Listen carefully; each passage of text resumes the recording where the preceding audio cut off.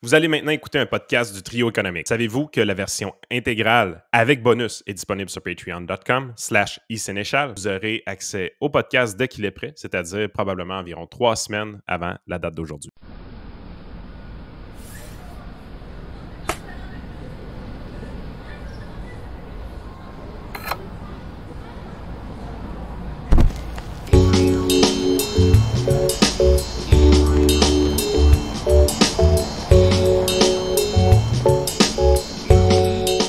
Bonjour tout le monde, bienvenue au Trio économique. Je sais que la plupart, vous allez l'écouter en différé sur YouTube et tout ça. Mais si on a une humeur de marde, ben c'est qu'on est le 16 décembre quand on le tape. Fait que c'est juste à cause de ça. Puis Vincent, lui, va être de bonne humeur, il est aux États-Unis, fait qu'il ne vit pas d'une place de Mongol. Fait que on se tente avec ça. On va y aller, on va parler d'économie. On ne parlera pas de COVID. La parenthèse est finie. Mais peut-être que tout le monde, peut-être que personne n'écoute vu que tout le monde est mort d'Omicron. Là. Fait que si jamais c'est le cas, ben, en tout cas, les civilisations futures qui vont tomber là-dessus, on vous s'explique. C'est ça, on vous plaint. Oh là là. Vincent, t'es le seul qui vit d'une place équilibrée. Essaie de nous divertir un peu. Là. Sérieux, ça sent. Je suis pas sûr que j'appellerais ça équilibré, les États-Unis. Là. C'est. Écoute. Viens réessayer le Québec, on s'en reparle. Écoute, c'est toujours facile d'adorer la place que tu n'es pas à l'intérieur de. C'est peut-être la meilleure manière de le voir. Ah, mais pour le fun, tu trouves ça lourd aussi aux States présentement? Oui, pas mal. Okay. Je trouve ça lourd, en fait, d'être aux États-Unis en termes d'attitude. Les gens sont pas mal agressifs politiquement. Il y a beaucoup d'antagonisme, pas mal inutile.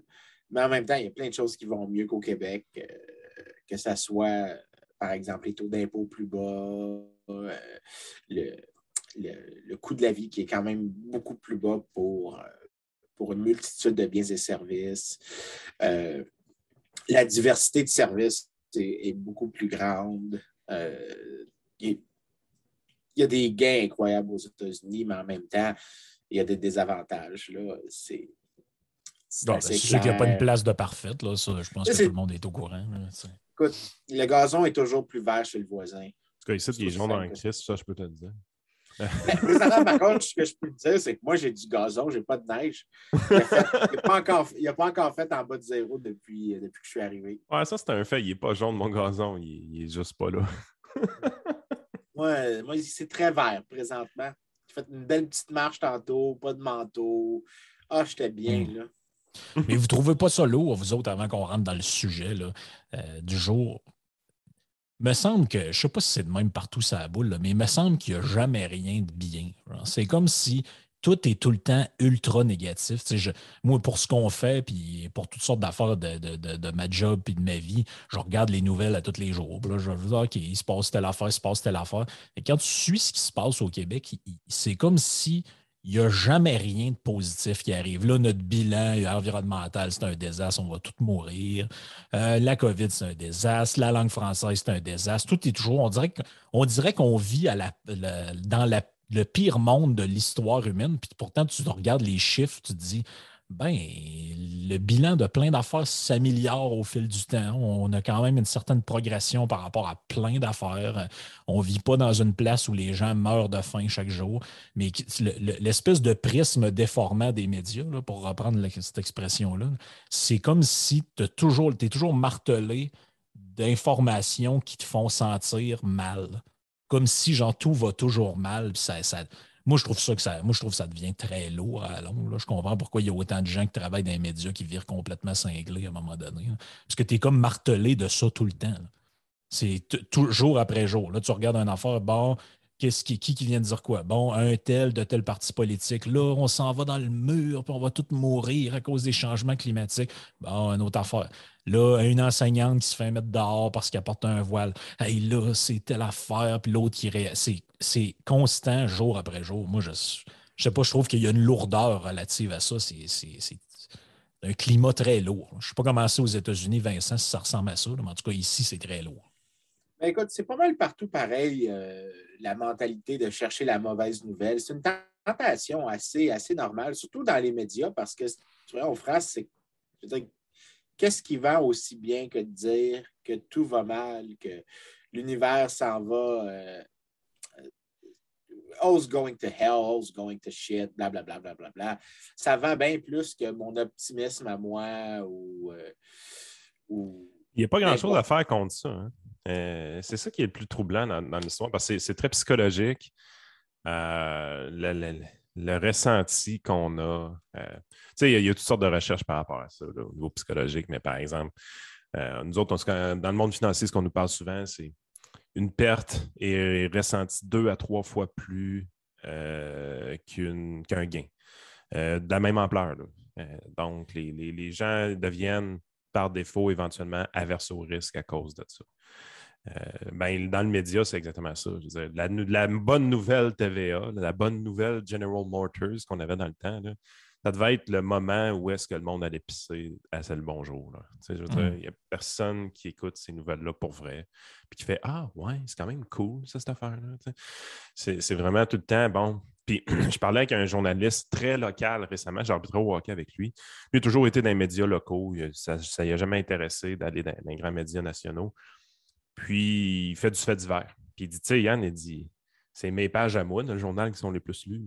Il dit, d'une manière classique, là, dans les journaux locaux, les faits divers sont plus lus que les sports, contrairement à un journal plus habituel. Il dit, dans l'ordre, là, c'est les faits divers, la nécrologie, les sports, puis après ça, le reste. Et il dit, fait que, tu sais, à un moment donné, t'es là, tu te dis, calme, tu sais, je veux dire, c'est spécial, pareil, parce qu'un fait divers, là, c'est jamais... On a fait descendre un chat d'un arbre. Là. C'est un accident de char, c'est quelqu'un qui est dans des petites places où, comme lui est, c'est surtout des accidents de char. Là.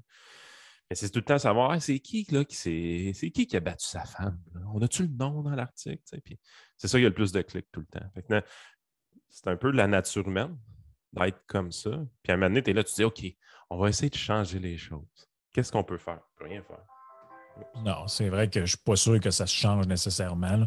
Surtout que même c'est une tentation qu'on a, je pense, peut-être un peu tous au fond de soi. Là. Quand peu importe ce que tu fais dans la vie, tu reçois 4 messages ou tu reçois 10 messages de gens qui te disent je sais pas, Monsieur Sénéchal ou Monsieur Geloso, j'aime bien ce que vous faites, blablabla. Puis une année après, tu reçois un message de quelqu'un qui disait si tu devrais fermer ta gueule, blablabla. Puis là, après, on est comme tu prends ton char, puis tu vas faire une commission, puis dans ta tête, tu te dis c'est lui.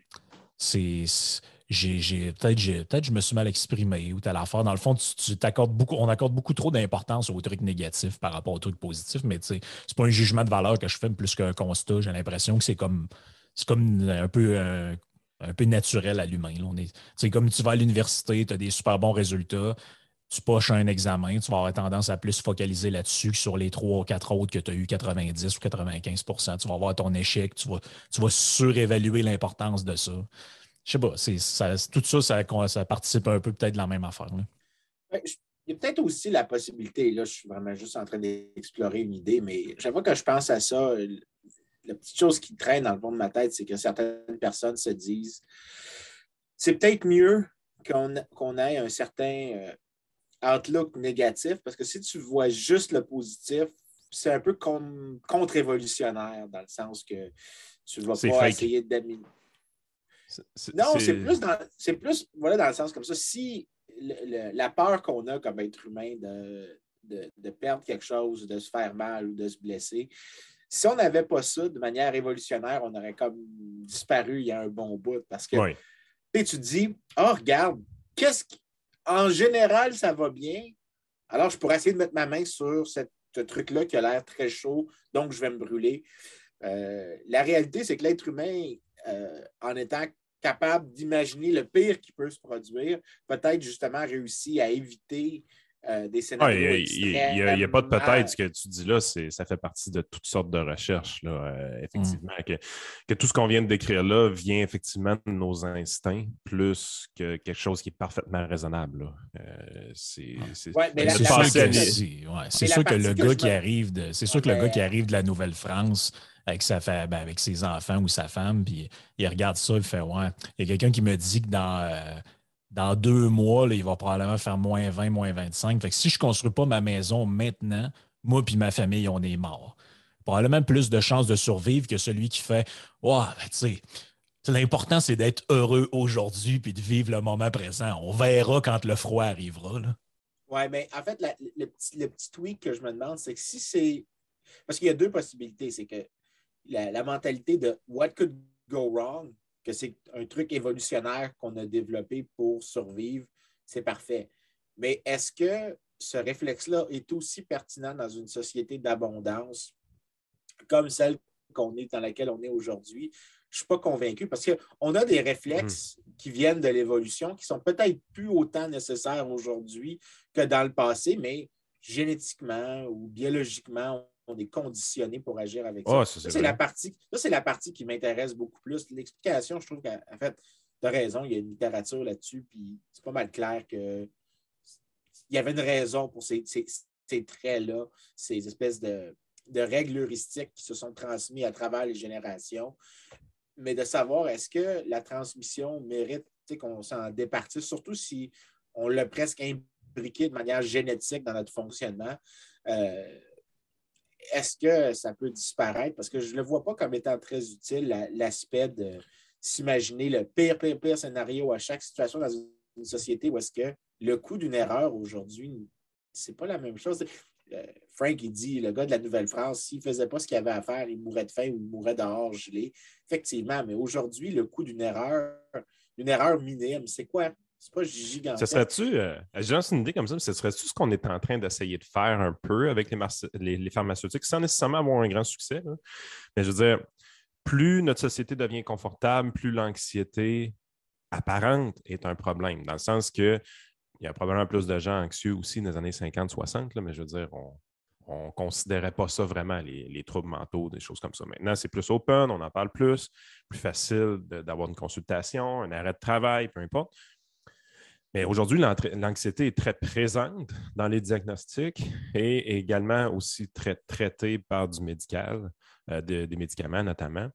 Ce serait tout ça qu'on essaie de faire un peu avec la gestion de l'anxiété, de dire, ben voici quelque chose qui est fondamental au code génétique de l'être humain, donc une peur démesurée ou des choses comme ça, sauf que dans une société confortable, ce n'est pas quelque chose qui est nécessairement utile. Donc, pour essayer de contrôler ces peurs-là, on va utiliser des médicaments pour diminuer cette anxiété-là chez certaines personnes. Ça peut être ça qu'on essaie de faire sans trop s'en rendre compte d'une certaine façon. Franchement, je suis un peu sceptique de cette explication. Vraiment, tu as raison sur un truc. Il y a des gens, je me souviens, il y a quelques années, il y avait un journaliste qui m'avait posé la question quand on parlait de la productivité puis du temps de travail, puis j'expliquais que les gens travaillaient de moins en moins de nos jours, puis c'était le résultat du fait qu'on était devenus si riches qu'on peut se permettre autant de loisirs. Et lui, il dit oui, mais regarde, les taux de dépression augmentent, etc., etc. Puis il me répondait plein d'affaires de ce type-là. J'ai dit non, je ne suis pas convaincu, par exemple, que les taux de dépression augmentent parce que c'est les taux de dépression tels que rapportés aux gens, mais le pourcentage de gens qui avaient des dépressions qui ne le rapportaient juste pas exact. Au fin du 19e siècle devait être super élevé. Donc, je suis pas mal sûr qu'on a juste un mauvais baseline du point de départ. Surtout que maintenant, il n'y a plus de stigmates associés à des maladies mentales ou à des problèmes de fonctionnement cognitif. On voit en fait l'idée que... D'un point de vue actuariel, Vincent, le data a changé énormément entre les années 90, 2000 et 2010. Les tables de morbidité utilisées en assurance invalidité tiennent beaucoup plus compte des possibilités d'arrêt de travail liées à des troubles mentaux présentement qu'au début des années 90. Puis la raison pourquoi les tables de morbidité en tiennent compte, c'est parce qu'avant ça, il n'y avait pas de data. Je veux dire, personne ne prenait d'arrêt de travail pour une dépression. Aujourd'hui, tu as plus tendance à le faire. Oui, mais tu sais, sans poser de jugement de valeur, je ne sais pas quel autre mot employer que celui-là, là. Mais il y a une époque aussi où les gens n'avaient pas du tout, c'est un peu dans le sens de ce que Vincent disait, ils n'avaient pas le luxe de vivre ces problèmes-là au grand jour. Tu sais, quand je reprends l'exemple du gars qui arrive de la Nouvelle-France, est-ce qu'à cette époque-là, les gens. Il arrive en Nouvelle-France, pardon. Est-ce que ce gars-là, est-ce qu'à cette époque-là, les gens, ça n'existait pas des problèmes genre de dysphorie de genre? quelqu'un dans sa tête qui ne sait pas trop à quelle identité. Ça existait très probablement. Ça n'a pas apparu par magie dans l'histoire humaine, ce truc-là. Par contre, la hiérarchie des problèmes auxquels tu as à faire face, n'importe quel être humain, d'un point de vue de survie, va faire ouais. Peut-être que je vis ça à l'intérieur de moi, mais là, ma principale préoccupation, là, c'est que je vais mourir si je ne construis pas une maison, puis que je coupe pas du bois pour pouvoir me chauffer. Puis, même, on le voit dans les pays défavorisés. Là. J'avais vu une enquête un moment donné où il disait, par exemple, que quand tu vas dans des pays émergents ou des pays en voie de développement d'Afrique, quand tu sondes les femmes là-bas, ils ne savent pas vraiment ce que ça veut dire, là, les syndromes prémenstruels, ces trucs-là. Ils ne disent pas vivre ce genre de trucs-là. À mon avis, ils vivent. C'est juste qu'ils ont des problèmes tellement plus importants comme l'accès à l'eau, la mortalité infantile, ce genre de trucs-là, qui ne s'en préoccupent pas.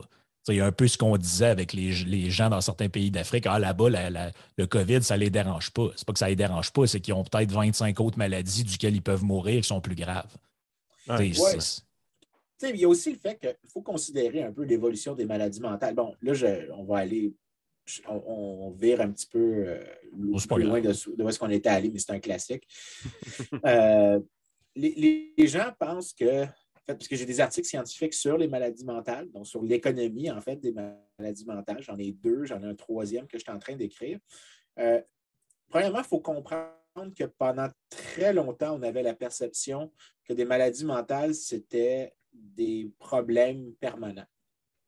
Aucun traitement n'était possible. Donc, des trucs extrêmes comme des lobotomies, des électrochocs, l'électrochoc est encore utilisé aujourd'hui, parce que les gens vont penser à Alice Robbie comme le classique québécois d'électrochoc, mais c'est encore utilisé aujourd'hui dans des contextes beaucoup plus restreints, mais c'est encore utilisé. Mais tu avais des pratiques que tu disais, puisqu'on ne peut rien faire pour cette personne-là, on va faire des choses un peu plus extrêmes pour minimiser le danger qu'il pose pour la société. Puis quand on regarde les vieux textes, on parlait des classes défectives.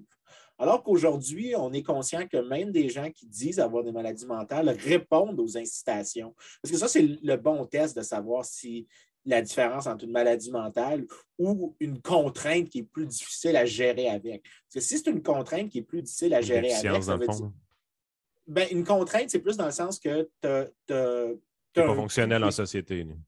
Ben, imagine comme ça. Les gens qui disent que les maladies mentales, c'est un truc permanent, ça veut dire que ces gens-là ne répondent pas aux incitations. C'est-à-dire que si tu changes le bénéfice ou le coût de faire quelque chose, cette personne-là ne va pas réagir. L'idée de la maladie mentale comme étant un problème que les gens ont, mais qui peut être géré, donc que tu peux répondre aux incitations, c'est que tu as une contrainte avec laquelle tu dois composer, qui rend certains choix plus difficiles.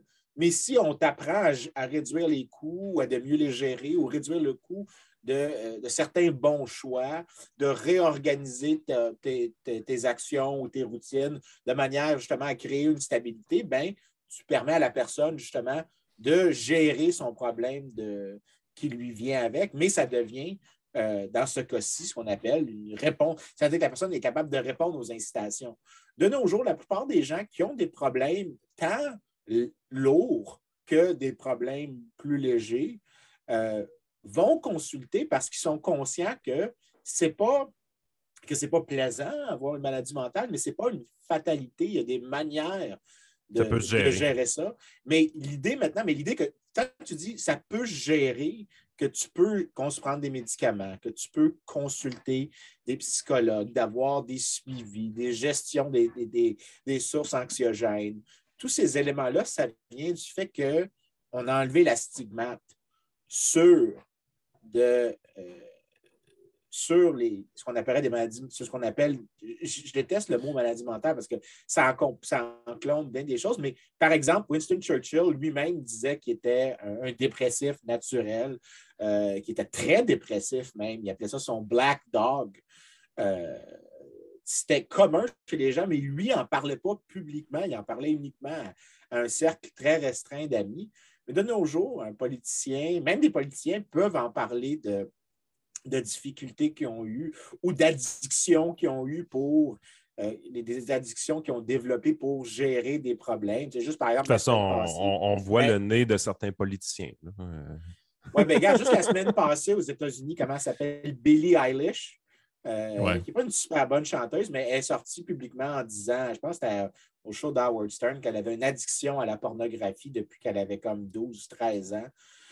Et que c'était pour gérer d'autres problèmes qu'elle avait développé une addiction à ça. Quand même spécial avouer ça pour une fille. Oui, mais tu sais, imagine-toi, il y a 50 ans, même actrice, même chanteuse, même tout, imagine si elle avait annoncé qu'une addiction. Bon, ben, fin de carrière, ça lui aurait coûté très cher. Le fait qu'aujourd'hui, on est conscient que c'est des problèmes que les gens ont, que c'est. Ça humanise. Ça humanise, mais ça montre aussi que ce n'est pas une fatalité, c'est quelque chose que les gens peuvent composer avec, peuvent apprendre à gérer. Fait que quand j'entends des journalistes, quand j'avais eu cette question du journaliste qui m'avait dit ça augmente sans cesse, j'ai dit ça a l'air d'augmenter sans cesse parce que ce n'est plus un tabou que d'essayer de comprendre les difficultés qu'on a comme personne à gérer des émotions, à gérer des conditions neurobiologiques. Et ça montre aussi, puis en même temps, ça te montre à quel point la psychiatrie, d'ailleurs, a évolué énormément de contrôle au début du 20e siècle, où est-ce que la coercition était la règle.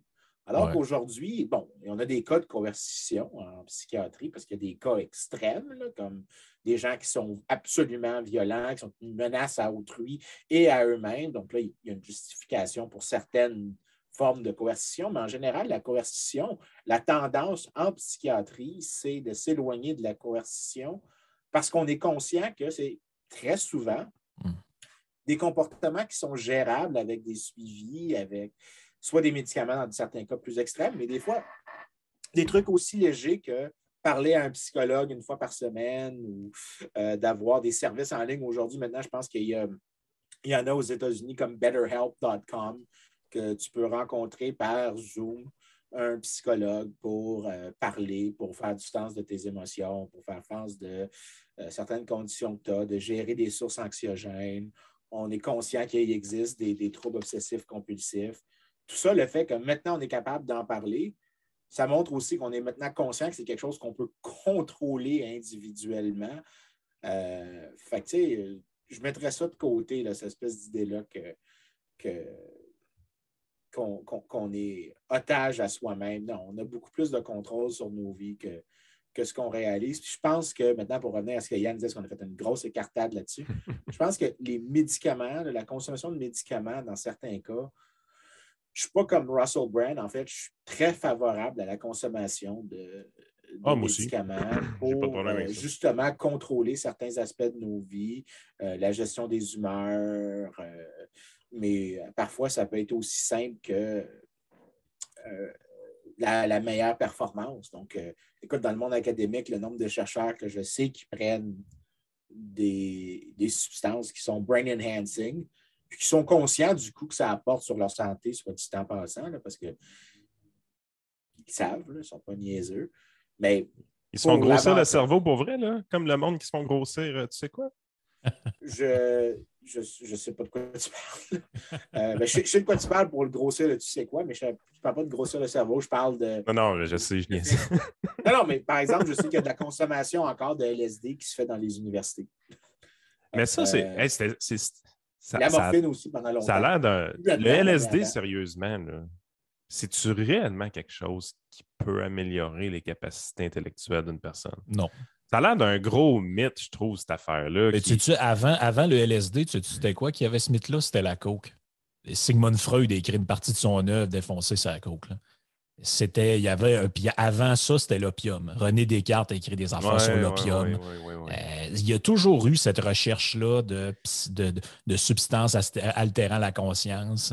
Avant ça, c'était si tu remontes bien loin dans le temps, les druides, les chamans prenaient des champignons magiques. Il y a toujours eu cette espèce de patente-là, mais de l'aveu même de Freud vers la fin de sa carrière, il disait quand je relis les trucs que j'ai écrits sur l'influence de la cocaïne, je me rends compte que je me croyais vraiment brillant quand je les écrivais.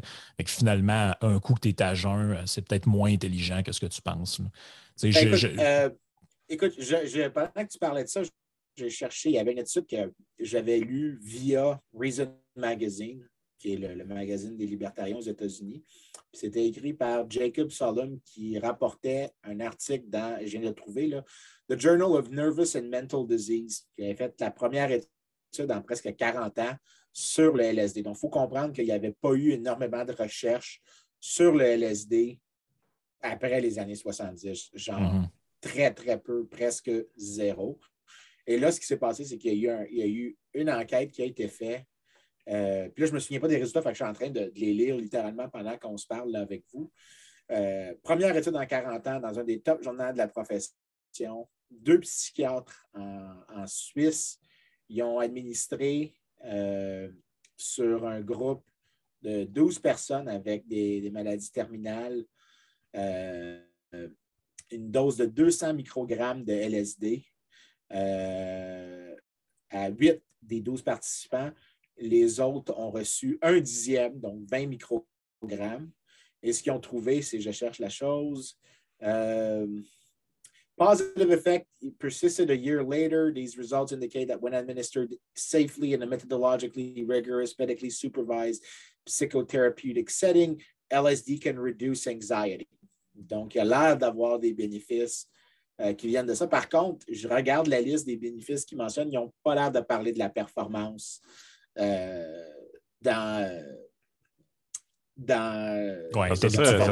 serait surprenant de toute façon, on s'entend. Non, ça me surprendrait, mais l'idée qu'il y a des gens qui consomment certaines choses en étant conscients des inconvénients, c'est très élevé. Mais en même temps, ça revient un peu avant. On avait parlé de ça avec l'alcool. J'avais dit, par exemple, c'est vrai que l'alcool réduit ton espérance de vie, il n'y a aucun doute. Mais l'affaire, c'est que l'alcool aussi te permet d'augmenter ton revenu si tu vas dans des événements sociaux, que tu connectes avec des gens et ton revenu augmente ta santé en général. Donc, il y a un effet ambigu. En fait, le truc que j'aime le plus enseigner, ça fuck mes étudiants à chaque fois, je leur dis techniquement, les pesticides peuvent réduire le cancer. Oui, tu en as parlé une couple de fois. Puis chaque fois, mes étudiants sont comme, ben non. Je dis, oui, effectivement, mais en laboratoire, tu vas en laboratoire, tu fais des enquêtes contrôlées, puis en laboratoire, tu vas trouver que les pesticides causent le cancer. Mais si les pesticides réduisent le prix de la nourriture, de telle sorte que la quantité de nourriture consommée a un effet de santé supérieur à l'effet négatif cancérinogène des pesticides, au net, tu as un bénéfice. En fait, dans un cas comme ça, un cancérinogène est anti-cancérinogène. C'est tout à fait possible, si tu tiens compte des réponses behaviorales des gens, bien, dans ce cas-ci, c'est tout à fait possible que ce qu'on pourrait juger des comportements détrimentaux, comme par exemple, des gens qui disent, mais regarde, prendre tous ces médicaments-là pour contrôler X ou Y, ça a tel effet sur ta psychologie maintenant ou le fonctionnement de ton cerveau maintenant. Là, ça serait genre le Russell Brand, le gars qui est le plus anti-pharmaceutique présentement, là, qui est le plus connu, le chanteur. Il est chanteur, right, Russell? Oui, il est chanteur. Je ne sais pas sûr s'il était acteur ou chanteur, mais un des artistes qui aime ça se prononcer sur des choses qu'il ne comprend pas tant que ça. C'est tout à fait possible. Juste lui qui fait ça. Non, il y a juste lui, il est le seul. Oui, c'est le seul. Mais dans un cas comme ça, c'est tout à fait possible que c'est vrai que peut-être qu'il y a des méfaits de la perspective du court terme pour certaines personnes qui consomment des médicaments qui réduisent, par exemple, des antipsychotiques, par exemple. Mais c'est possible que l'effet de long terme est tel que, par exemple, une meilleure stabilité de vie, la capacité de former des relations avec des partenaires plus facilement, de maintenir une vie familiale, d'avoir un réseau de support qui t'aide beaucoup plus parce que tu es plus facile à être avec. Peut-être qu'au net, ça t'améliore ta vie sur d'autres dimensions dans le long terme. Fait qu'il faut toujours faire un peu attention à ça. En tout cas, ça a fait le tour de mon propos. Je pense qu'on a fait le tour de tout ce qui était des trucs de psychologie. Là. Mais tu sais, de toute façon, en terminant là-dessus, en général, quand les gens pointent du doigt les médicaments, ce qui pointe du doigt en réalité, c'est l'usage que les humains font des médicaments. T'sais, par exemple, ils vont dire ouais, mais là, ça n'a pas de sens. Tel médecin, il me prescrit ça, puis même pas de suivi, puis même pas rien. Dans le fond, ce que tu décris, c'est la négligence de ton médecin. C'est pas le médicament le Et problème. voilà. Ouais, il y a ça aussi, parce que ça aussi, c'est un maudit bon point, là. Mais la question, c'est à quel point il y a une connexion entre les chercheurs et les gens que tu pourrais appeler les gens sur le terrain. Les médecins, quand tu regardes ce qu'ils font au quotidien, ils consultent une grande quantité d'articles scientifiques. En fait, quand ils ont des cas qui ne sont pas clairs, ils vont toujours voir les case studies. Donc, s'ils voient un patient qui présente des symptômes vraiment étranges, premier réflexe, tu vas voir la littérature récente. Il n'appelle pas Dr. House? Non. OK. Non, parce que la réponse, c'est It's lupus. Non, mais c'est pour ça que quand tu regardes la vitesse à laquelle, la plupart des journaux académiques ont comme 2 ou 3 volumes, ont un volume par année avec 2 ou 3 ou 4 numéros. Je pense qu'en médecine, ils ont plus que 2 numéros par mois. Ce qui dit à quelle vitesse la recherche doit se faire sur les case studies puis tout ça, que tu dois publier énormément dans ce domaine-là. Juste parce qu'il y a du vrai cash d'impliquer. Je veux dire, je ne veux pas être plate avec les études en économie, là, mais je veux dire, tu fais une bien belle découverte demain matin. C'est qui va réellement bénéficier d'une manière profitable sur le plancher des vaches? C'est la raison pourquoi la finance behavioral finance, en anglais, la finance comportementale, est aussi bien financée. Les gars, les économistes qui jouent dans ce département-là ont accès à des capitaux facilement parce que sur le plancher des vaches, l'argent est là. Il y a du cash. Je veux dire. Quand tu arrives et tu dis que Maurice Duplessis, c'est un bon premier ministre, il n'y a personne qui a le goût de te payer, Vincent. Là. C'est pas ça que j'ai dit, mais écoute, mettons ça de côté. Là. C'est pas ça que j'ai dit. Mais pour la première partie de ce que tu as dit, je suis absolument d'accord. Parce que l'affaire, c'est que quand tu as généralement des sommes importantes en jeu, tu as quand même des incitations assez fortes. Oui. Assez fortes pour corriger des erreurs. D'où le financement des changements climatiques qui amène beaucoup de recherches sur les changements climatiques. Les recherches sur les médicaments, ce que tu disais, les avancées technologiques, c'est tellement une grosse industrie, la santé, que c'est parfaitement logique de voir des journaux de médecine être publiés aussi souvent avec autant de recherches. Yep. C'est exactement ça. Tu es le parent pauvre des universitaires. Moi, oui, absolument. Absolument.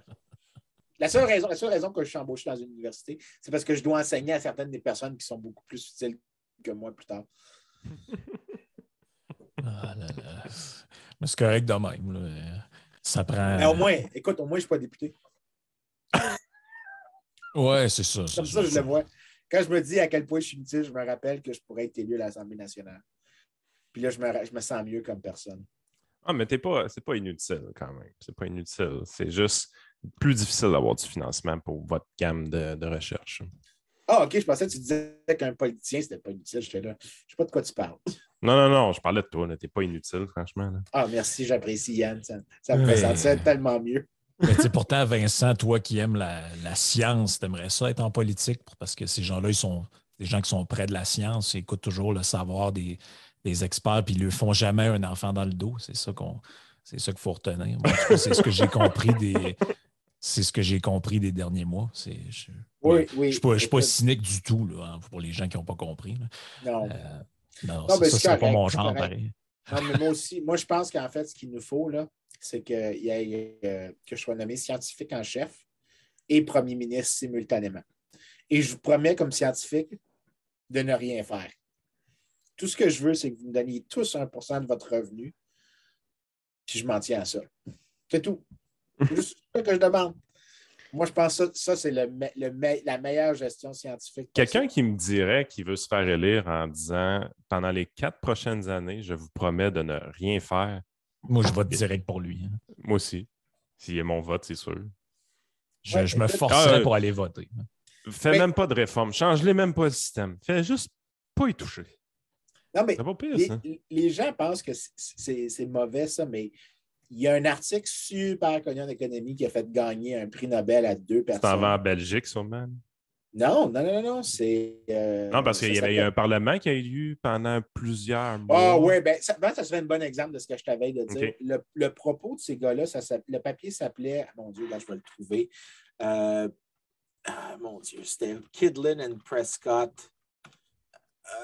C'est quoi le nom? Bonne exact? mémoire pareil, le gars. Hein? Faut lui donner donner Vincent, ce qu'il y a, il a une là. bonne mémoire de ses affaires. Ah, j'ai lu un article il y a 5 ans, ça parlait de ça.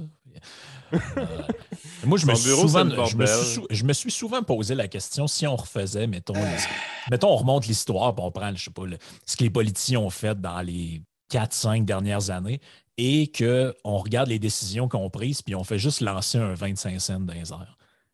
Pile, on fait une chose, face, on fait l'autre, et on essaie de compiler, voir lequel des deux produits. Tu sais, mettons qu'on pouvait, là, je comprends que c'est un exercice de pensée, là, mais est-ce que le politicien moyen bat le hasard? Moi, mon intuition, c'est que la réponse est non. Non, moi, je pense qu'il fait pire que le hasard, même. Ah non, moi, effectivement. Puis, en fait, l'article que j'ai, là, je l'ai trouvé, puis je vais revenir aux singes puis aux politiciens. L'article, ça s'appelle Rules Rather than Discretion, the Inconsistency of Optimal Plans. C'est dans Journal of Political Economy, 1977. Puis le point des auteurs, c'est que même une mauvaise règle, si elle est stable, les gens sont capables de planifier autour. Donc, avec des attentes, même que tu as une certaine quantité d'incertitude, avec des attentes plus ou moins rationnelles. Donc, les gens sont capables d'être un peu forward-looking, puis de prévoir dans leur comportement présent ce qui va se passer, ce qui s'attend dans l'avenir. Tu peux avoir un changement, une mauvaise règle qui n'est pas trop mauvaise, mais qui est constante, est supérieure à une variation constante dans des petites règles, dans des bonnes règles. 100% d'accord. Ça a l'air contre-intuitif, mais l'idée, c'est que les gens sont capables... Parce que les gens s'adaptent. Les gens s'adaptent, mais ça se voit en fait juste dans la finance. Si la Banque centrale dit on va avoir 2 % d'inflation, puis c'est that's it, that's all, 2 % d'inflation dans le long terme, les gens vont planifier autour de ça. Ça pourrait être 4 %, soit dit en passant, ça pourrait être 2,5 %, ça pourrait être 1,5 %. Mais ça date des années 90 parce que ça a tout changé, ça, maintenant. C'est plus ça. Cet article-là, le Rules Rather than Discretion, c'était le gros article en économie dans les années 70. Ça a vraiment cassé plusieurs affaires. Et l'idée, c'est vraiment que les gens sont capables de... les gens préfèrent la stabilité à la discrétion. Oui. Puis on a moins de sentiment d'injustice, je te dirais, quand ça change trop souvent. Tu sais, je n'ai-tu parlé? Je pense que je n'ai pas parlé encore du ticket Airbnb. Non, mais ça peut être encore plus simple que ça. C'est parce que tu peux faire des plans autour de la règle. Tandis que si à chaque fois qu'il y a un changement de règle, parce que ça, c'est vraiment important. Là. Si à chaque fois qu'il y a un changement de règle, puis ton plan de production que tu as fait devient plus bon, toutes les ressources que tu as dépensées s'en vont par la fenêtre. Il faut que tu recommences tout à partir de scratch. Puis, pour faire le lien avec ce qu'on disait avant, l'impossibilité de prévoir une action, c'est extrêmement anxiogène. C'est quand tu te projettes dans le temps, puis là, tu te dis, bon, je vais faire ça, mon entreprise, on va faire telle affaire. Mais imaginons que tu es dans un contexte, je ne sais pas, là, j'imagine de quoi être complètement fictif, que le gouvernement, mettons, il fait des conférences de presse à tout bout de champ, puis il change les règles du jeu. Mais là, ta capacité de t'adapter aux événements qui se produisent. C'est un exemple fictif, ça? Ben oui, c'est un exemple fictif. Personne ne comprend de quoi je parle. Non, mais c'est pour que ce soit quand même actuel. Si les gens écoutent ça dans plusieurs années. C'est ça qui crée, je trouve, une insatisfaction qui est palpable, puis une anxiété qui est palpable, parce que peu importe c'est quoi la règle, même si c'est super débile, à un moment donné, tu peux y être opposé, puis à un moment donné, tu fais comme, bon, OK, regarde, c'est ça la règle, je vais composer avec. Je vais vivre avec le temps que cette règle-là est là. Mais si je te dis, ben, je mets la règle, j'enlève la règle, je mets la règle, j'enlève la règle, je la change, je la modifie, je la mets, je l'enlève, là, maintenant, tu es comme toujours en train de changer. Ouais, c'est ça. Tu es comme toujours en train de changer tes plans, de changer tes affaires. Puis je sais pas pour tout le monde, mais pour moi, je trouve que c'est extrêmement anxiogène, ce genre de truc-là. Ah, ça l'est. Puis moi, je vais ramener ça aussi dans mon expérience en finance. En fait, je suis persuadé qu'une des raisons pourquoi je vais toujours avoir une capacité à faire de l'argent facilement dans mon milieu, c'est les changements de règles ultra fréquents dans le monde financier. Puis pourquoi je dis ça, c'est que les changements de règles, non pas les règles, mais les changements de règles deviennent une barrière à l'entrée de mon milieu. J'ai une grande capacité d'adaptation. Ça a toujours été mon cas. C'est ce qui fait que j'ai le degré de performance dans ma vie ou dans la gestion de mon entreprise. Ce qui fait que plus ces règles-là changent, je vais plus souvent qu'autrement être du côté des gagnants que des perdants. Parce que je vais me botter le cul, je vais la lire, je vais comprendre c'est quoi ça implique, je vais adapter l'entreprise rapidement, je vais faire des changements vite pour justement être capable d'éliminer ça de mon esprit puis passer à autre chose. Alors que la plupart des gens perdent beaucoup de temps pour la contester, signer des pétitions, être dans le déni, ne pas lire les choses qui leur permettent de rester au courant, ne pas être assez avancé côté technologique pour s'adapter plus facilement à ces changements de règles-là. Fait que ça fait en sorte qu'il y a plusieurs courtiers un peu plus vieux qui décident d'abandonner peut-être 2-3 ans avant le temps. Donc, ils vont vendre leur clientèle moins cher à cause de ça. Ça fait en sorte que des jeunes qui commencent dans l'industrie préfèrent aller avec un employeur qui va leur dire quoi faire plutôt que de partir à leur compte. Fait que tu es vraiment dans une situation où est-ce que. Puis l'industrie financière est hallucinante pour les changements de règles. Là. Vous n'avez pas idée comment c'est sans arrêt, sans arrêt, sans arrêt. Puis même, il y a tellement beaucoup de changements de règles que même il y a plusieurs changements qui sont proposés que ça devient carrément ridicule. Mais ils les proposent, puis ils les font, puis ils les implantent. Fait que, rendu là, c'est à nous autres à s'adapter. Puis à tous les changements de règles qu'on a eus, j'ai jamais trouvé ça si pire m'adapter, mais c'est parce que j'ai cette personnalité-là. Par contre, quand je parle aux autres courtiers de l'industrie, c'est tout le temps la fin du monde à toutes les fois qu'il y a un changement de règle. Fait que tu sais, c'est niaiseux, mais moi, de par la personnalité que j'ai, je ne chiale pas. C'est ce qui me permet de faire de l'argent facilement. Là. Mais si on se met maintenant dans la peau du client, c'est une autre affaire. Hein. Parce que le client, il commence à avoir de plus en plus de difficultés à trouver des services autonomes parce que c'est quoi qui arrive? Les conseillers ils disent ben là, ouais, tu as 50 000 à placer. Ah, prends des gars de 100 000 minimum. 50 000, là, trop de règles pour rien. Trop dur à ouvrir un compte. Ça ne vaut pas la peine. C'est ça qui arrive. Si vous pensez que ça n'arrive pas, vous ne comprenez rien à ce qui se passe. Présentement, les clients plus petits, puis tu sais, c'est qui les clients plus petits? La corrélation entre l'actif que tu as sous gestion puis ton âge est très élevée. Fait que c'est les plus jeunes clients qui ont de la difficulté à trouver des conseillers. Nous autres, on les accepte, les jeunes clients, pareil, même s'ils n'ont pas beaucoup d'actifs sous gestion. Parce que ils vont être clients chez toi bien plus longtemps que les autres. Exact. On s'est compté sur longtemps, mais c'est surtout qu'on s'adapte tout le temps à ces règles-là super facilement. La seule affaire, c'est qu'à un moment donné, tu es là, tu te dis c'est quoi qui va limiter ma capacité de croissance avec le nombre de conseillers que j'ai dans mon équipe? Parfait. Là, j'essaie de recruter cet site. Oups, pas capable de recruter. Tous ceux-là que tu essayes un peu, tout ça, il y a une banque qui est en arrière qui offre un salaire garanti de 60 000 puis ils sautent dessus. Fait que tu es là, tu te dis ouais, OK, c'est vers là qu'on s'en va. Moi, ça ne me dérange pas. Je vais en faire de l'argent pareil. Mais le consommateur, il est de moins en moins bien servi. Fait que tu sais, là, tu es là, quand tu arrives, tu dis au gouvernement, vous changez tellement les règles souvent, ça implique des coûts pour les consommateurs. Ah ouais, quel coût? Vous envoyez une facture aux consommateurs à chaque fois qu'il y a un changement de règle? Non, c'est pas ça. Non, ils ne comprennent pas. C'est comme si un coût, c'était juste une facture. Il faut vraiment être idiot pour répondre à un truc de même. Exactement. Le coût dans ce cas-ci, c'est de ne pas être capable de trouver un conseiller qui va t'aider au début de ta vie financière, tant aussi longtemps que tu n'auras pas 100 000 d'actifs, mettons. C'est ça, le coût. C'est un coût qui est très grand parce que, je veux dire, il faut que tu aies 100 000 pour commencer à être capable de parler à quelqu'un qui va t'aider à aligner tes affaires comme du monde. Tu penses à la quantité d'erreurs que tu peux faire avant? C'est hallucinant. Là. Ou bien non, si tu ne fais pas d'erreur, la quantité de temps que tu vas avoir investi. Puis dans ce cas-là, le coût il est vraiment subtil parce que c'est toutes les activités que tu te. Parce que si tu sais que ça s'en vient, ces coûts-là, ou que c'est toutes des activités que tu te prives. Puis tu me fais penser, en fait, je vais chercher. J'ai un article que je veux trouver là, sur. Mon Dieu, c'était sur les coûts de la réglementation, puis le chiffre était vraiment incroyable. C'est sorti il y a une couple d'années. Ça avait fait un super scandale chez les économistes. C'est probablement sous-estimé. Je ne sais même pas c'est quoi tu vas dire comme chiffre, là. Puis je suis sûr que c'est sous-estimé. Moi, même chose que toi, je suis vraiment convaincu que ce que je t'avais de te dire, là, c'est je sous-estime le coût de la croissance. Parce que moi, j'ai vraiment pour mon dire, puis je pense que c'est ça qui nous différencie un peu de bien du monde.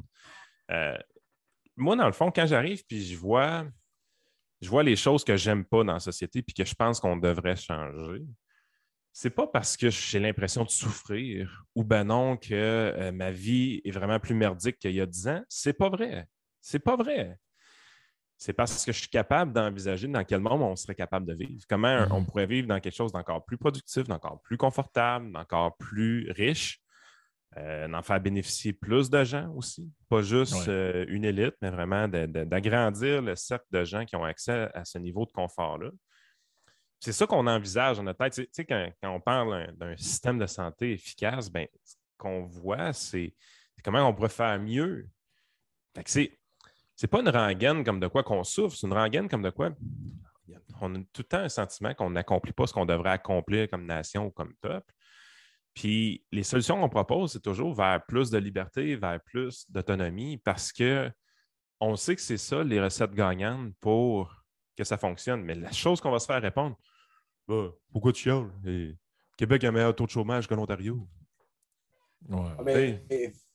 Mais écoute, si c'était ça la réponse, je ne vais pas être plate, mais les Noirs américains, avant la Grande Dépression, la Grande Dépression, avaient un taux de chômage inférieur aux Blancs américains. Je ne suis pas sûr qu'ils étaient si mieux que ça en termes de conditions de vie. Là. Je pense pas, non. Si tu veux faire cet argument-là, il faut que tu es prêt à avaler cette balle-là. Là. OK, go for it. Mais si c'est ça ton point, tu es vraiment...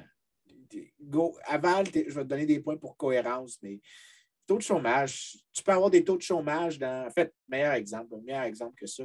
Au 19e siècle, le taux de chômage dans l'agriculture, c'était 2 2 Bon, mais je vais prendre un exemple plus extrême que toi. En URSS, le taux de chômage était 0. Effectivement. Tu es obligé de travailler. Ça va super bien. Bon, OK, tu donnes le papier de toilette à l'entrée de l'aéroport. Dans mise à jour économique cette semaine, Chrystia Freeland, en réponse à Pierre Poilievre dans une commission, elle lui a dit que tout va bien. Tout va bien. Regardez le taux d'épargne des Canadiens. Le taux d'épargne des Canadiens est à la hausse. Sacrément. Ouais, mais as-tu vu tout l'argent que tu nous as garoché par la tête? C'est ça que j'allais dire, parce que ça ne veut pas dire grand-chose présentement, le taux d'épargne, surtout que ça a tellement lancé de cash dans notre direction que je me suis senti comme une effeuilleuse pendant 1 an et demi. Là. Non, mais... Non, mais c'est la Freeland School of Economics. Faut s'en rappeler. Là. Non, on va arrêter d'en créer des School of Economics parce que Martine, là, je vais lui laisser son monopole. Elle n'aime pas la concurrence, Martine. Non, Martine n'aime pas la concurrence. Fait qu'on va laisser son... Bon, ben, on se rappelle qu'elle, le marché de l'hydroélectricité ontarien, c'est ça le libéralisme. Oui, absolument. Absolument. Là, j'ai perdu le fil. Yann va vraiment complètement... Oui, en fait, c'est tout à fait normal que le taux d'épargne soit à la hausse. Ça fit avec ce qu'on appelle l'équivalence ricardienne. C'est quand le gouvernement te dit qu'il taxe, maintenant qu'il dépense comme un malade, qu'il fait des gros déficits, tu sais que dans les périodes subséquentes, les taux d'impôt vont devoir augmenter. Fait que ça veut dire que ta richesse dans les périodes subséquentes va baisser. Tu épargnes plus maintenant pour justement tenir compte de la taxation additionnelle dans l'avenir, pour pas que ta richesse soit trop taxé, en fait, pour que tu te retrouves avec une position financière nette plus ou moins la même. Ça, c'est au niveau global, c'est pas au niveau individuel, parce que tout le monde sait qu'il y a des voisins qui ont acheté des gros skidoo ou des gros pick-up avec le cash. Probablement, mais il y a d'autres personnes qui ont surépargné. Exactement. Il y a des gens qui ont mis plus de côté parce qu'ils savent que ça va s'en venir ou qu'ils ont des plans particuliers avec leurs impôts. Ça n'a pas besoin d'être individuel. En fait, le mécanisme n'a même pas besoin de marcher parfaitement parce qu'il y a un gros débat. Puis, je ne suis pas un macro, là, rappelle-toi, je suis un gars de micro, puis j'haïs vraiment la macro en général. Je trouve que c'est vraiment le domaine le plus plate en économie parce que c'est pas important ici, là. Mais même s'il y a un débat entre les gens sur l'ampleur d'équivalence ricardienne, il n'y a personne qui pense qu'elle n'existe pas. Parce que ça voudrait dire, si tu dis qu'elle n'existe pas, ça veut dire que les gens ne sont pas capables de penser 2 minutes dans l'avenir. Puis c'est pas vrai. Les gens sont capables de penser 2 minutes dans l'avenir. Il y en a peut-être qui... Sauf ceux qui font de la politique. Là. Non, même eux sont capables de penser à l'avenir. C'est juste que l'avenir optimal est beaucoup plus proche que le nôtre. Mais j'ai trouvé l'article là, en passant sur la réglementation. L'avenir optimal d'un politicien, c'est sa date avec sa secrétaire le soir. OK. On parle de Claude Béchard. Là. Hein? Non. OK. Voici. Fait que le gars, ce qui a fait l'article, c'est qu'il a pris le nombre de pages... T'as des potins que je connais pas, hein, tu m'intrigues. Mais tu connaissais c'était ton député, Claude Béchard, tu connaissais toutes les histoires, tout le monde en parlait. C'était même dans les médias. Pas tout. Qui avait dumpé sa femme pour son attaché de presse? Je n'étais pas au courant. OK, c'était ça l'histoire. Non, mais c'est une pratique courante, là, même si des fois ça se fait domper sa femme pour une ministre aussi. C'était dans les médias, là, c'était pas du potin. Je me rappelle même pas de ça, c'est spécial. Non, mais il est mort il y a longtemps. Là, non, je sais ça fait une décennie et demie, mais lui, c'est l'exemple. Il était ministre de la Famille, par contre, c'est ça la partie qui est un peu plus comique de l'histoire. Ça aussi, ça arrive souvent. Oui, il est ministre de la Famille qui est... Ouais. Le gars, ce qu'il a fait, c'est qu'il a pris les nombres de pages dans le Federal Register, donc qui est l'équivalent de la Gazette du Québec, donc le code réglementaire.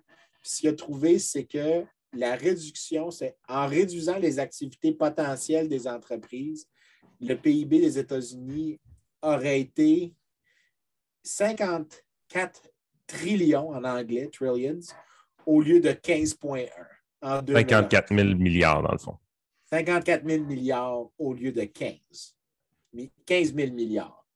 Ça veut dire que ton PIB est à peu près 70 % plus bas que ce qui aurait été autrement si tu n'avais pas eu la croissance de la réglementation observée entre 1949 et 2005. Lui, c'est sûr que le gars qui a fait cette recherche-là, il s'est fait challenger par tout le monde. L'article qui est sorti juste après le sien, parce qu'il y en a un autre, parce que je ne me rappelais pas lequel était lequel, qui est sorti par un gars de Harvard qui est vraiment bien connu et qui est super bien vu chez les économistes, Simeon Jankov. Il a trouvé la même proportion. Puis il ne s'était pas parlé. Il n'a même pas parlé. Même proportion. À peu près, ton taux de croissance, disons, s'il est 3 en moyenne, il aurait pu être de 5. Bien, je le crois. Honnêtement, je le crois parce que on a de la croissance économique malgré le gouvernement. C'est ça qu'on s'entête à essayer de faire comprendre aux gens. Ce n'est pas le gouvernement qui a créé notre croissance économique. Tu entends tous les politiciens dire hey, le gouvernement vient d'annoncer une croissance économique de 2,5 %. Merci Justin Trudeau, merci François Legault. Non. On a fait 2,5 malgré ces clowns-là. Ah ouais, c'est ça. Ben écoute, même là, même si tu dis ça, puis je suis vraiment super sceptique du rôle des joueurs parce que il y a des gens qui disent hey, regarde, si on a une idée, quelqu'un de droite super important. Puis il y a des articles qui ont essayé de tester, comme par exemple aux États-Unis. Reagan. Premièrement, quand on regarde, il y a zéro corrélation entre l'idéologie des partis au pouvoir et les politiques budgétaires. Totalement vrai. Nommez-moi le dernier politicien qui a payé de la dette. Bon, il y a eu Harper un peu au Canada pendant 2 ans. Et il en a refait tout de suite après. L'autre avant, c'était Jean Chrétien, puis au Québec, c'était... j'allais dire Paul Martin. L'autre au Québec, c'était Bernard Landry. Bernard Landry avec Lucien. Ouais. Non, Bernard Landry, quand il était PM, il payait encore la dette. Ça, c'est du 2001, ça veut dire? Écoute, je suis pas mal sûr que si... Je sais que sur l'ensemble du règne péquiste, écoute, je l'ai donné à côté de moi, là, je peux les trouver. Dans l'ensemble du règne péquiste, les dépenses de l'État ont comme baissé de 20 %. Dans les 2 années de... Vive les péquistes!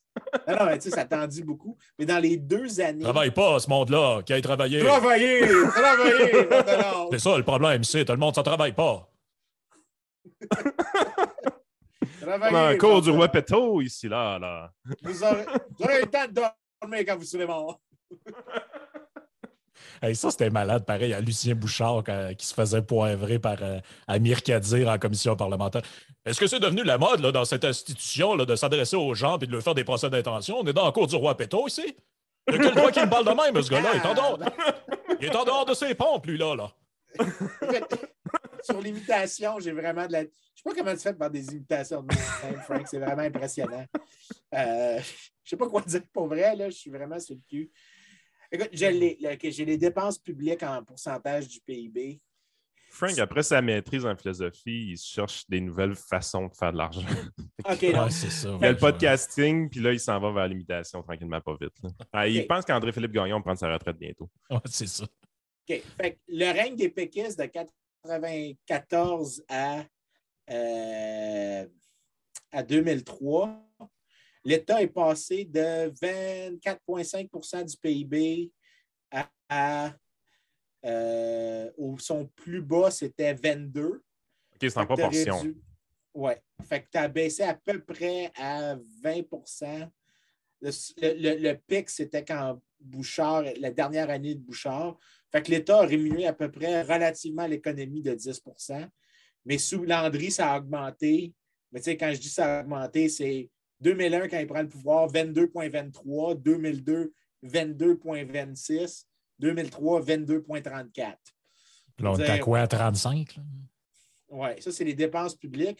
Mais la dette, par contre, si je regarde la dette en pourcentage du PIB, a baissé dans toutes les années de Landry. Dette nette et dette brute. Mais ils n'ont jamais baissé en termes nominal, par contre. Non, mais tu ne peux pas baisser une dette en termes nominal. Ben, Harper l'avait fait. Harper l'avait fait. Oui, tu peux, mais il faut que le gouvernement rachète des obligations. Généralement, 80 du temps, la dette publique diminue par deux mécanismes, l'inflation ou la croissance qui augmente de telle sorte que le relative liability a baissé. Ceux qui mais rachètent... moi, quand je lui ai dit là, vraiment diminuer la dette, je me rappelle très bien de Flaherty avec ses chèques. Ça avait duré 2 ans. Il a tout scrappé en 2008, évidemment. Non, ça ne me surprend pas. Mais en gros, ici, écoute, le dernier politicien qui a baissé la dette au Québec, apparemment... Maurice? Non, Maurice l'a baissé. Il n'avait pas quasiment. En fait, c'est pas vrai. La plus basse dette de l'histoire du Québec, c'est avec Maurice. Mais même avec une dette nette, tu avais 2 C'était 2 du PIB. C'était tout petit l'État. Ouais.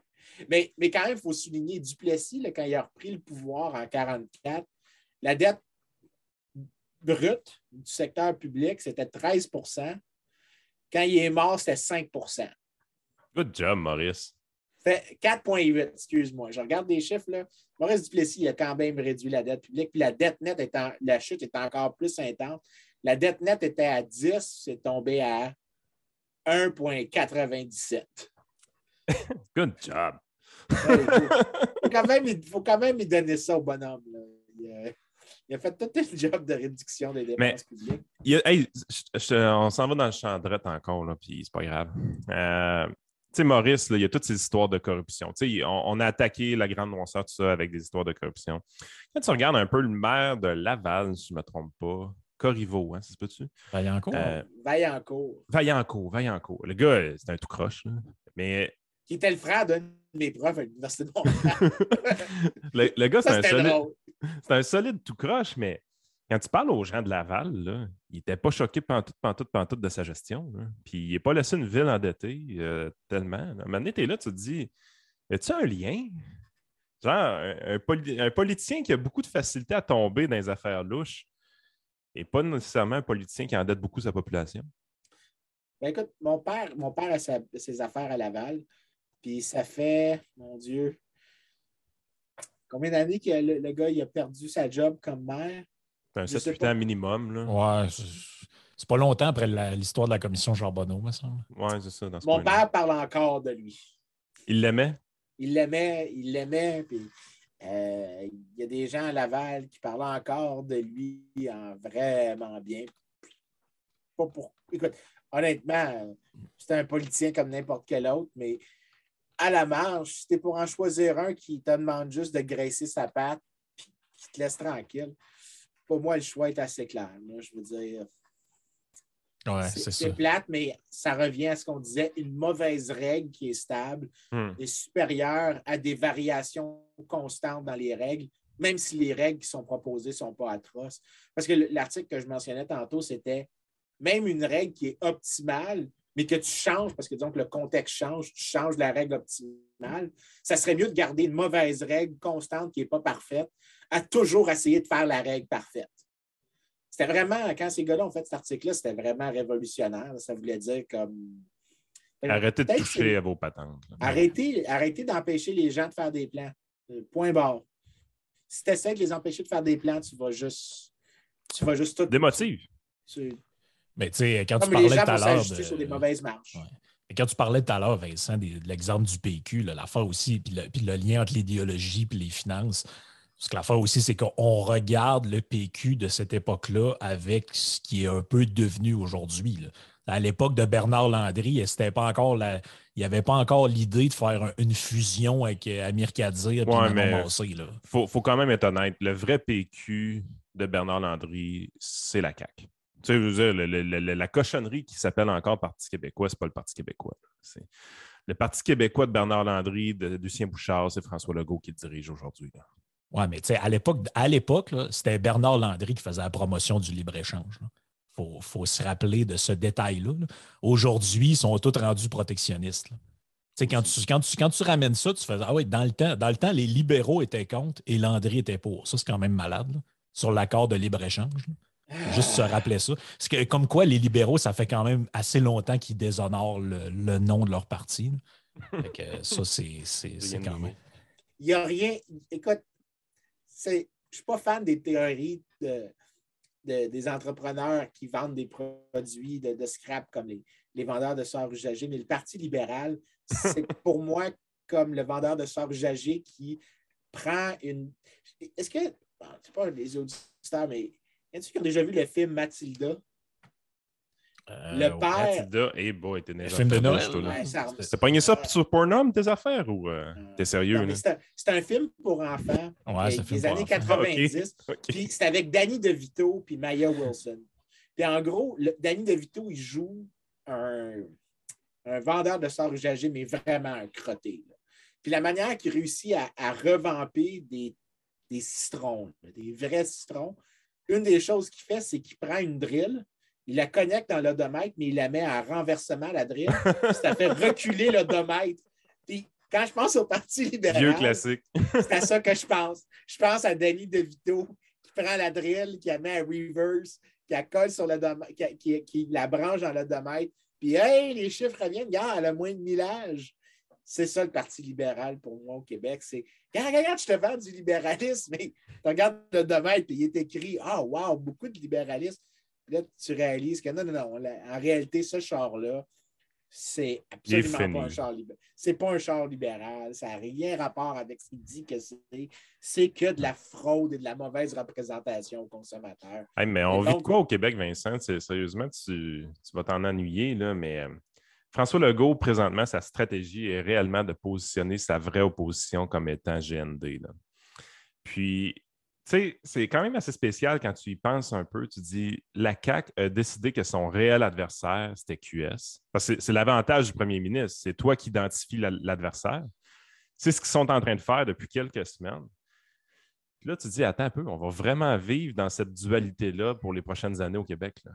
CAQ-QS, parce que les deux autres, ils sont mêlés bien raides. Écoute, moi, ça ne me fait pas triper pantoute cette stratégie-là. Non.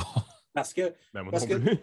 Puis là, je vais citer la personne qui me rend le plus mal à l'aise en France, c'est Jean-Luc Mélenchon. Et les deux personnes qui me rendent le plus mal à l'aise, Jean-Luc Mélenchon et Éric Zemmour. Puis le gros débat qu'il y a, c'est est-ce que Jean-Luc Mélenchon a créé la candidature d'Éric Zemmour en débattant avec lui, vraiment avant qu'il soit formellement candidat. Il l'a comme crédibilisé en le normalisant, en lui donnant comme l'idée que, parce que même s'il est à l'extrême gauche, Jean-Luc Mélenchon est considéré comme une figure respectable. Bon, mais en France, il y a un climat différent d'ici. En France, il y a des gens qui sont élus sous l'étiquette Parti communiste. Oui, mais en même temps, Jean-Luc Mélenchon, quand tu l'écoutes, il dit des niaiseries, mais il ne dit pas des choses racistes. T'sais, il n'est pas un personnage extrémiste. Puis le débat qu'il y a présentement, c'est est-ce que Jean-Luc Mélenchon a normalisé et crédibilisé Éric Zemmour en acceptant de débattre avec lui. Je pense que c'était à TF1 ou peu importe quoi, une des grandes chaînes de télévision françaises. Mais j'ai l'impression que François Legault est en train de faire exactement la même chose avec Québec solidaire. Québec solidaire, ce n'est pas de la gauche social-démocrate. Ce n'est pas de la C'est du gauche. communisme. Non, je ne vais pas aussi loin que ça. Non, mais dans le programme. Dans le programme, c'est écrit noir sur blanc que le but, c'est de dépasser le capitalisme. Vous pouvez interpréter ça comme vous voulez. Là. Bon, mais, ça c'est du verbiage. Là, parce que non, je comprends, là, mais... Mais quand tu regardes les politiques qu'ils ont, ce n'est pas de la gauche social-démocrate à la suédoise, à la danoise, à la Bernard Landry. C'est de la gauche qui est plus à gauche que ce qu'on réalise. Ce n'est pas les éléments de Québec solidaire.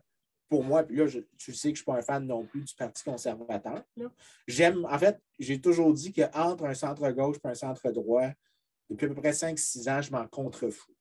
Parce qu'à l'intérieur d'une démocratie libérale, les différences entre les deux sont triviales. Tu parles des partis de droite qui font des bonnes choses, des partis de droite qui font des mauvaises choses, puis en moyenne, avec les partis de gauche qui font des bonnes choses et des partis de gauche qui font des mauvaises choses, ça s'équivalent probablement autour de 0. Mais les partis à l'extrême, mais les extrêmes de tous les types devraient être minimisés. Québec solidaire, pour moi, là, puis quand eux, ils se prétendent être nobles, puis tout ça, je ne vois pas de différence entre Québec solidaire et Maxime Bernier. Pour vrai, là, je ne vois aucune différence psychologique entre les deux. Les deux se voient comme des victimes d'un système oppresseur, or qu'il n'y en a pas, qui inventent des ennemis partout. À Québec solidaire, on s'invente des capitalistes qui sont sortis de partout pour nous exploiter. Regarde, je l'ai l'extrait du programme, là, je peux vous le lire, ça va sûrement intéresser les auditeurs. On peut dire que c'est une des formules de style puis que jamais ils vont faire ça, mais c'est quand même écrit noir sur blanc. Avant que tu fasses ça, je vais juste dire salut à tout le monde. Faut que j'aille chercher mon fils à l'école. Il a dû oublier de quoi encore. Vive le fait d'être papa.